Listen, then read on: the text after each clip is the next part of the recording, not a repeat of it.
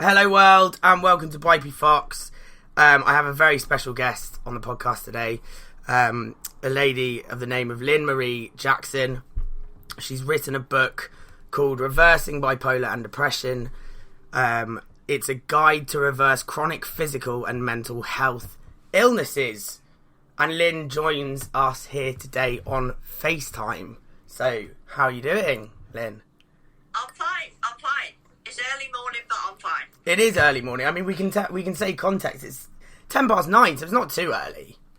No, but I did have a little lay-in this morning. I'm usually up and about 6, but that's how it goes. 6? That's interesting, because that's the kind of time that I'm on as well at the moment. I'm normally up between about 5:30 and 6 o'clock. Is that always been the case? Yeah, I don't sleep very well, as you know. People with mental health issues is kind of, your brain doesn't settle as much because there's so much going on. So I consider I'm really good sleeping now, and I wake up at 4, and I have to go to bed earlier. But I mean, before, and like when I went to hospital, I didn't sleep for over a week. Really? Not at all? No, not at all. Was that mania or depression? Mania. And what it was, because when you don't sleep, your adrenal glands go on overdrive. So when I went in hospital, they do a blood test for drugs and that, and I never took drugs. And my adrenaline in the blood was 200 times what it should have been. No so way. So you can imagine I was bouncing off, well, not literally, but bouncing off the walls. Do you know what?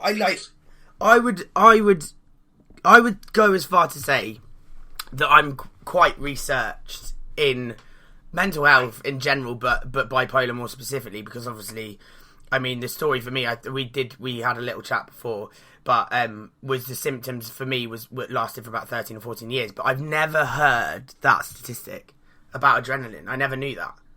Yeah. Well, you see, your body is, when you're stressed, you're either in fight, flight, or freeze. Yeah. So the fight is, when you get in stress, you try to get over it and figure it, or challenge somebody or fight. You either run away. That's the other thing. If a tiger's coming, you run away. Yeah. So that's the flight. You get out of it. Or you freeze, which a lot of people do today.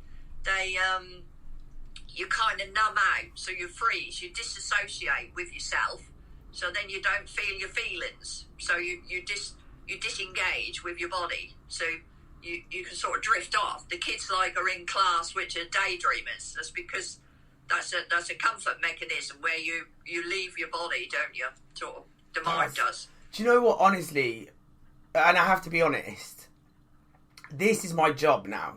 This podcast, right? Right. This is my job, and we'll get into that slightly later. But Good. I promise you this: I think part of why I didn't sleep tonight was because I was so excited to do this podcast. Right? Obviously, Lynn, we've only spoken to each other over Facebook, right? That's how we kind of met. Lynn was very, very kind in reaching out to me, which, for the record, Lynn was at that point, and there's a lot of proud things that are happening at the moment, but I felt very, very proud to have received a message from a complete stranger, and for it to then, with respect, for it to then become a podcast.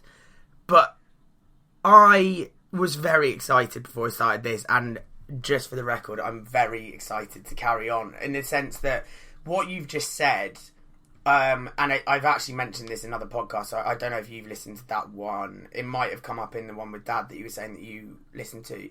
But I had a real problem up until I had treatment. Again, we'll go into treatment later. But I had a real problem coming to terms with losing my grandma, because I lost my grandma at the end of 2019. And I didn't... Can I interrupt? Was yeah, of course. On your dad's side or your mum's side? That was my mum's side, yeah. Your mum's side? My mum's side, yeah. I was very close to all of my grandparents, and I was fortunate they were all in my life for a lot of my life.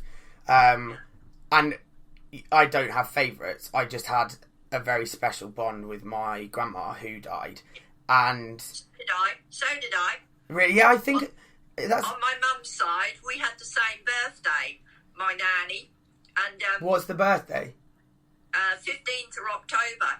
And so my mum decided to get married that day as well. So that was a triple celebration. Oh, wow. But yeah, I miss that Manani a lot, my mum's mum. She's the one I think about most. She's the one who's with me most. Yeah. You know, in my thoughts when I'm, she do. And in fact, I kind of miss her in a way more than I do my mum, in a way. Because she's, I don't know what it is. It's just a feeling. It's strange, but...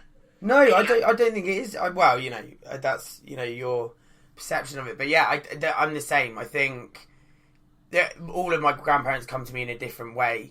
And this is a slightly off topic, but I feel like we are two people that have or are, well, you're not anymore, and I don't believe that I am. I think I was having this conversation with B this morning about, you know, am I in recovery or am I in a state of stability? But well, everything is a ladder, so there's not like, oh, somebody, you can see somebody more recovered, like you can see somebody more fitter at running a race. You can see somebody who's slimmer and somebody who isn't. So it's not a comparison with somebody else. We're all on a healing journey. We're either staying the same, getting worse, or we're improving.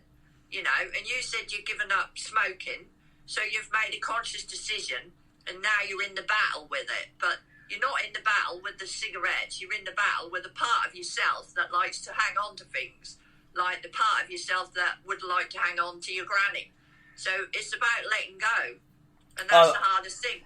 Because we're in the physical world. We're in a physical world where we touch things and hold things and own things. So the hardest thing for a human, you know, is to let go and not worry about things, you know. So and that's kind of the journey in a way, is that the attachment thing in the Buddhist religion. You have attachments to things. That's the issue. That's the issue with the ego, that we're attached to, you know, we want to collect things. And in the Western world, we're told we need a better job, so we get a better car, so we look better, we're better clothes, better watches, better. So that's all part of how we're programmed from birth in our psyche to what we feel we need in the physical world. But on an emotional level, it's getting rid, it's cleansing what we need, it's not having those attachments to, you know, things we think we need or we're told we need, you know. So it's a funny world. I've done a lot of healing, and I'm medication free, and I'm stable. So my days, I don't change through the seasons.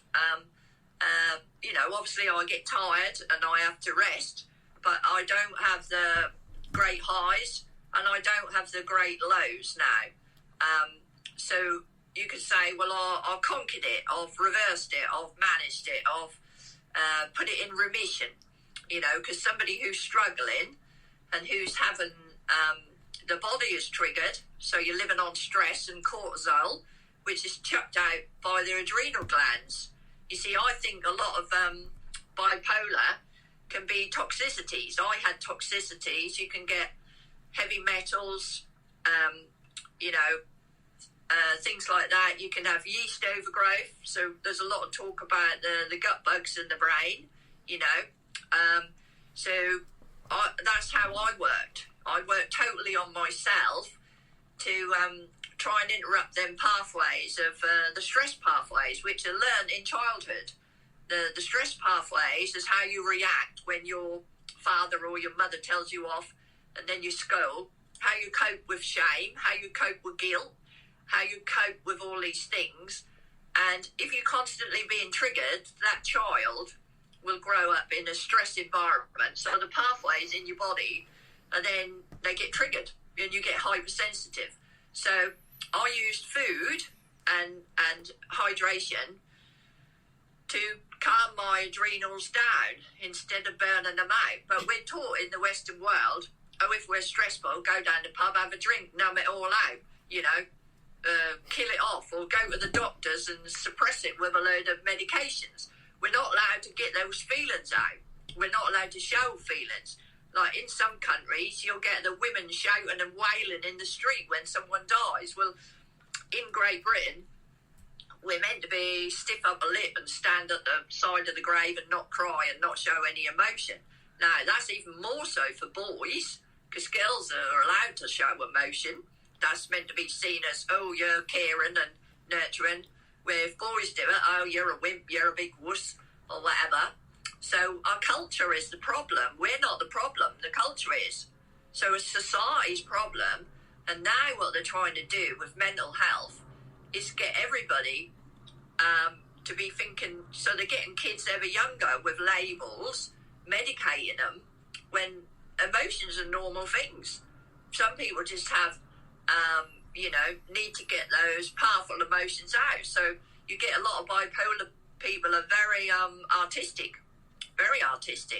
So, and then they'll get labelled as autistic. If I was at school today, they'll probably say I had Asperger's or autism. But I'm very artistic and I need that art. I need to do it. If I don't do it, it's like somebody taking away a part of you. You just feel a robot at school. I knew I didn't want to be a brick in the wall because I was different. I see things and see through things, and I thought, no, this is what I'm interested in. This is what I want to do. But when you ask questions, you get shut down if they don't want to go there. Or so in life, I struggled with engaging with people because we all have our own little world, really.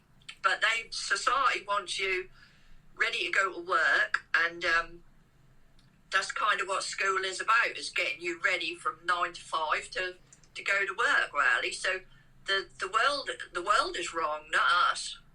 That's how I see it. So but I've managed to not have the great highs. I had a lot of mania, which people say that's a spiritual awakening. If you're in Africa, they'll say you're a healer. That's the symptoms of you being in touch with spirits. And there's a lot to be learned from people who have mania. I know a lot of people in the Western world take drugs to flip the mind out, which I've never done because I thought I've got that sort of mind. I knew that wouldn't be a good idea for me to do that sort of thing, because it's learning to ground that energy. A very creative person have very difficulty living on the planet. So I grounded out with foods and things like that. So I learned all about nutrition, how to calm my adrenals down so they didn't chuck out all that adrenaline, what I kept getting surges of. So in the Chinese medicine and the Indian medicine system, they know the foods what stimulate and they know the foods what calm. So I got into that, and over time, it takes a long time. It took me 14 months to feel better. Then when I started weaning off the medications they give me, I felt awful. And when I went to the doctor, they said, that's your illness coming back. And I thought, no, it's not. It's withdrawal symptoms from these medications, because they're the things what alter your brain.